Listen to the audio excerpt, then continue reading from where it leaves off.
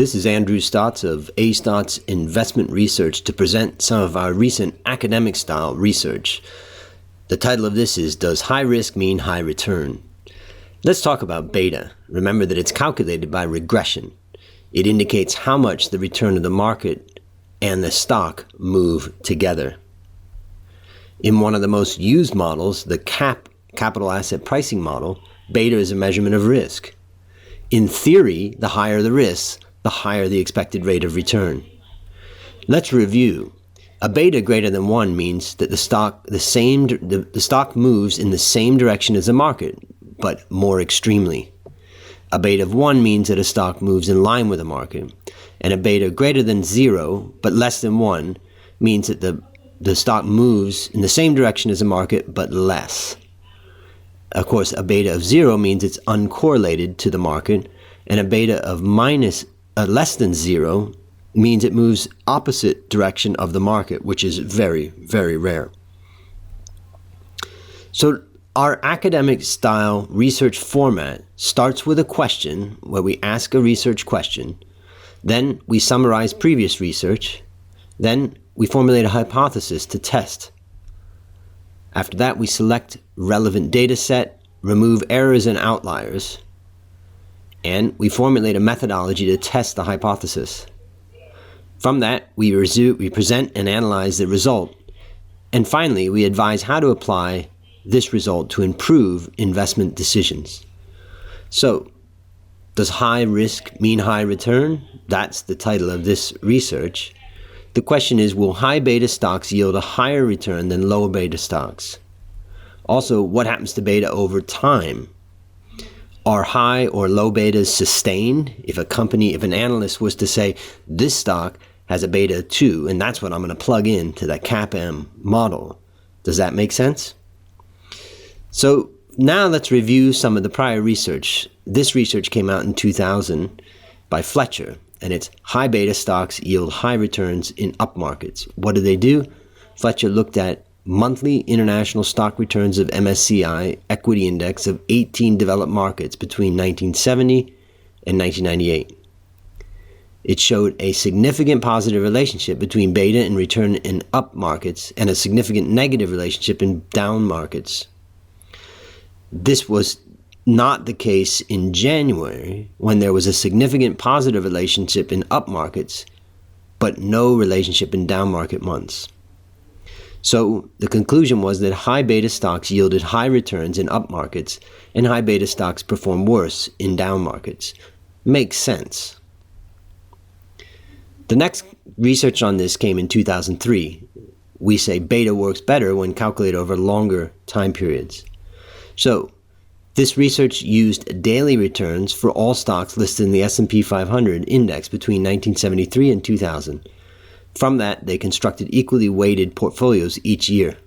They measured the relationship between beta and return, where beta was calculated at different wavelet scales: 2 to 4 days, 4 to 8 days, 8 to 16 days, 16 to 32 days, 32 days to 64 days, and 64 to 128 days. The relation between beta, or risk, and return were more accurate at medium and long term. That would be 32 to 64 days and 64 to 128 days, as compared to short time horizon, which would be less than 32 days. So the conclusion was that high beta yielded high returns and vice versa, and the relationship was stronger over longer time periods. The next research on this came in 2008, and they looked at time-varying beta to try to understand how that would work. So they used daily returns of stocks included in the S&P 500 from 1987 to 2003. They calculated a time-varying beta using something they called adaptive least squares instead of a constant beta, so this was similar to a rolling beta and aims to capture investors' learning and changes of expectations as a consequence. What they found was a positive risk-return relationship existed in up markets and a negative relationship in down markets.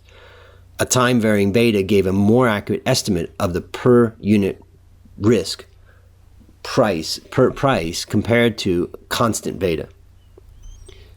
So high beta yielded high returns in an up market. In 2014, a research paper came out that was looking at betting against beta, and that looked at a sample. So this is looking at a universe across the world. This is the first one that we have in this study that looks across the world, 20 companies, looking at a period from 1925 to 2012, and international data which started in 1989 to 2012. They looked at both daily and monthly returns. Now, portfolios with high betas had lower excess returns and Sharpe ratios than portfolios with low betas. A betting against beta factor portfolio, which was long, leveraged, low beta assets and short, high beta assets, produced significant positive risk-adjusted returns. So here we find, different from the prior work, that betting against beta works. So now we have enough information to start to form our hypothesis. We look across the globe. High risk yields high return. This is our question. Investing in high beta stocks should yield higher return than investing in low beta stocks if we were to say that high risk means high return, and that saying that beta is a measure of risk, which can be questioned. So what did we see? First of all, let's start with the data. We looked at a global universe considering stocks with market capitalization above $100 million. So that means we started with 58,000 stocks listed at any point in time on any stock exchange in the world from 1995 to 2015. We excluded companies that had market capitalization lower than $50 million as of May 2015, which left us with about 27,000 companies.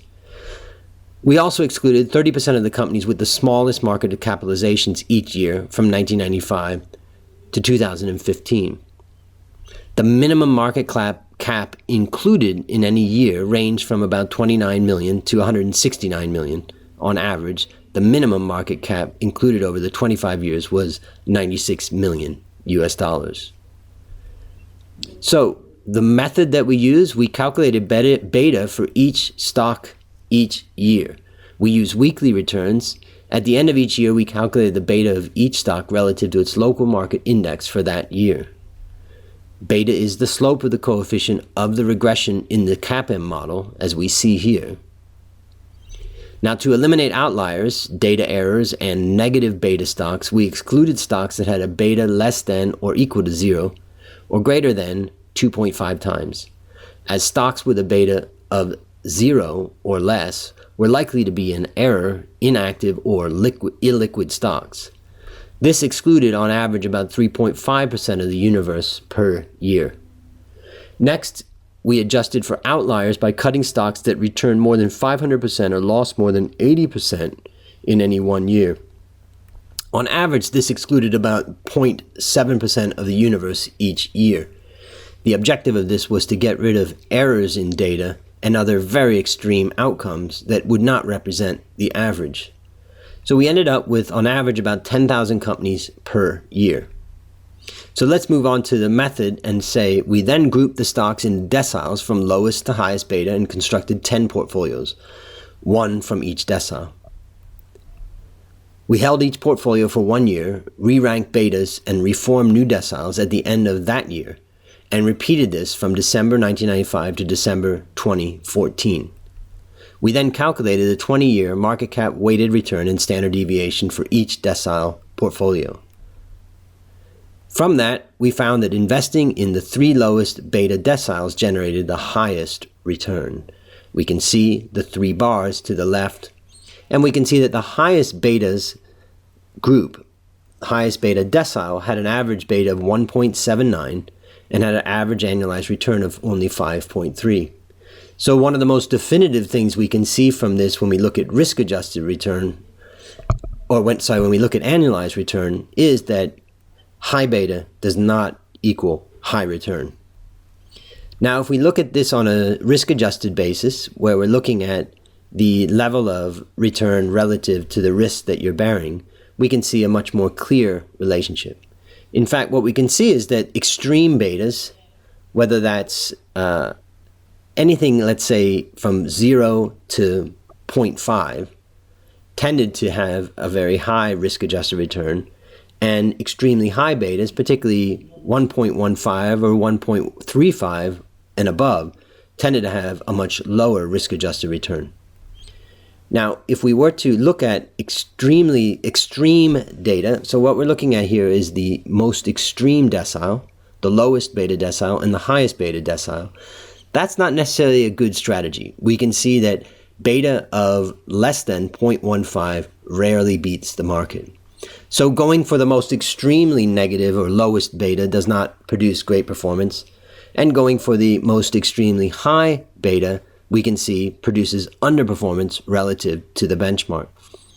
Now, if we were to look at the bottom 3 lowest beta deciles and the top highest beta deciles, we would then see a significant outperformance. In other words, low beta, or what some people may call low risk, equals high return. Now, a second hypothesis that we want to test is, does beta change over time? Does it revert to 1 or does it stay where it is? If a company had a beta of 0.5, would you say that you would use 0.5 in the forward forecasts? If a company had a beta of 2, would you use that in forward forecasts when trying to evaluate the value of a company in the CAPM model? Well, what we can see from this is you would not be right in doing that. In fact, if we look at the top 3 highest beta deciles and the bottom 3 lowest beta deciles, we can see that they start at 1.42 for the highest and 0.33 for the lowest, and they very quickly start reverting. In the case of the highest, they revert to 1 rather quickly, or very close to 1.